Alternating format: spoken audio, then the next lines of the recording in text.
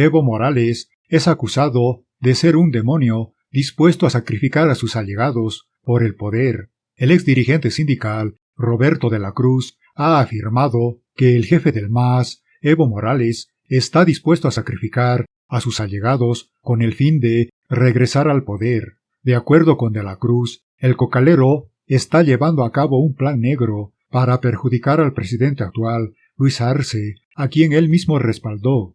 Según sus declaraciones, Morales se representa políticamente como un demonio obsesionado con el poder y sin creencias religiosas, y busca destruir a su propio presidente elegido con su venia. Según de la Cruz, los empresarios y los narcotraficantes que gozaron de protección durante los 14 años del gobierno del líder de los cocaleros son quienes desean su regreso al poder.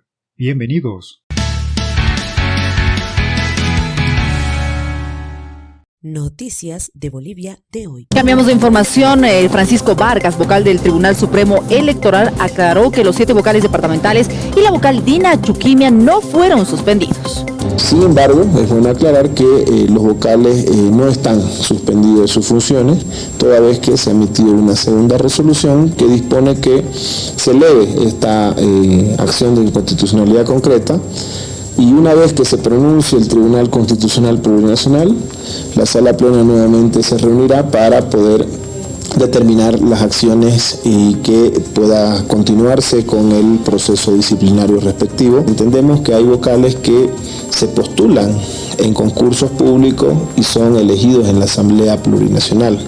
Pero hay otros vocales que son designados por el presidente del Estado en el marco de sus atribuciones, en el marco de lo que establece la Constitución. Entonces tenemos la consulta referida a la postulación. Hablamos de la interpelación en la Asamblea Legislativa Plurinacional del ministro de Gobierno Eduardo del Castillo. Evitó llegar a la censura. Mayoría absoluta, presidente. Se aprobó el orden del día puro y simple, por lo que se descarta la segunda propuesta.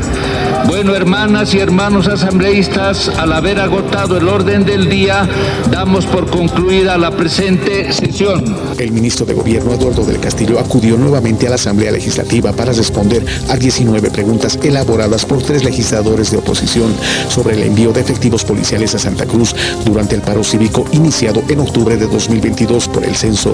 Eso demuestra la confianza que tienen los colegas en el trabajo que ha hecho el ministro durante los 36 días de paro. Había una protesta supuestamente, entre comillas, pacífica, pero no dejaba de ser una protesta que lo único que ocasionaba es división, racismo, y bueno, entonces el ministro lo que ha podido responder a las diferentes preguntas es de que evidentemente hubo agresiones de un grupo que ha sido paramilitar, que es la Unión Juvenil Cruceñista.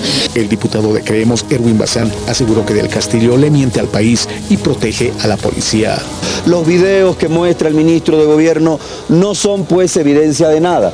Tampoco son evidencia de nada los informes de la policía boliviana, porque fue la policía boliviana la operadora del terrorismo de Estado que se aplicó en Santa Cruz. El ministro Spilberg Castillo evidentemente protege a la policía porque es su brazo armado. Darle poder al ministro del Castillo es darle a un mono navaja para que haga daño a la seguridad y a la convivencia pacífica de los bolivianos. Alguien que nos escucha, alguien que ve este vuelco de actitud por parte de los diputados del ala de vista, ¿creen que es gratis?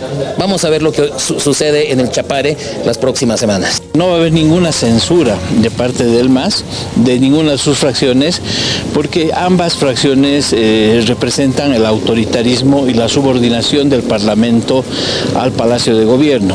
Se pelean entre ellos para confundir a algunos sectores y ganar cierto apoyo. Y sobre la interpelación al ministro de Gobierno Eduardo del Castillo, la oposición asegura que evistas y arcistas se unen cuando les conviene. Con mayoría absoluta, el ministro de Gobierno Eduardo del Castillo se salvó de ser censurado. Opositores observan que arcistas y evistas del MAS se unen cuando les conviene. La fractura es evidente, pero están peleándose y se mantienen como en un contubernio, sobre todo para mantener el tema de la corrupción y para que puedan mantener la justicia sometida. Es una separación netamente funcional y netamente convenenciera. Es decir, que solamente se van a unir cuando el narcotráfico y la corrupción los salpique a todos, pero se van a pelear en torno a ver quién controla más el poder. Desde el ala radical responden que su votación fue porque el ministro cumplió con sus funciones en el paro de 36 días en Santa Cruz, pero que en otros casos sí votarán por su censura. Nosotros hemos tomado una posición política clara. Lo que está bien, vamos a apoyar. Lo que está mal, vamos a rechazar. Y nosotros estamos de acuerdo con el trabajo de la policía durante el paro de los 36 días. Por tanto, no correspondía desde nuestra percepción la censura. El estar de acuerdo con la censura tendría para mí que ser estar de acuerdo con todo el accionar sanguinario del señor Camacho, Autos Chutos, el narcovuelo. Ahí no vamos a estar de acuerdo con él. ¿Por qué? Porque ese ministerio no está haciendo su trabajo como corresponde en esos temas específicos. Pero escuchemos las declaraciones de la ministra de la Presidencia, Marianela Prada, a propósito de las declaraciones que ha vertido el vicepresidente del MAS en torno a Luis Arce y compañía. Él no es el enemigo principal y no podemos confundirnos. No podemos pretender confundir a las bases con mira justamente de avanzar en ambiciones personales. No hemos traicionado ni traicionaremos los principios de nuestro instrumento político. Luis Arce no es enemigo del MAS, afirmó la ministra Marianela Prada, rechazando las declaraciones del vicepresidente del instrumento político. Recomendó a Evo Morales cuidarse de las personas que lo envenenan con mentiras. Envenenando desde hace tiempo con estos supuestos planes que nosotros como gobierno estaríamos impulsando contra nuestro hermano Evo. Hay personas que sí, desde hace tiempo, están envenenándolo de mentiras, envenenándolo de intrigas contra nuestro gobierno. Y todo este tipo de señalamientos, de ataques, de mentiras infundadas en torno a nuestro presidente, están configurando un escenario rumbo a expulsar a nuestro presidente Lucho Arce, rumbo a expulsar a nuestro vicepresidente David Choquehuanca de las filas de nuestro instrumento político. Pero nuestro instrumento político no tiene dueños.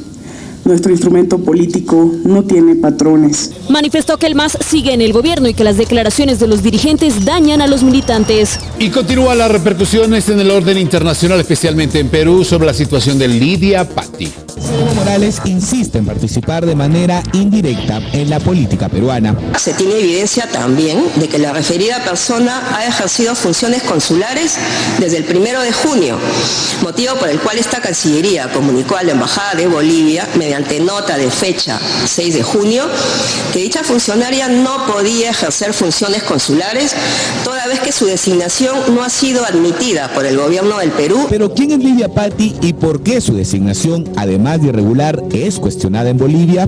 De acuerdo al portal Bolivia Verifica, que recogió las impresiones del diputado Alberto Astorga, Lidia Patti no cumpliría con los requisitos académicos para ejercer el mencionado cargo y solo habría sido designada por haber encabezado el caso Golpe en defensa del expresidente Evo Morales. Noticias de Bolivia de hoy.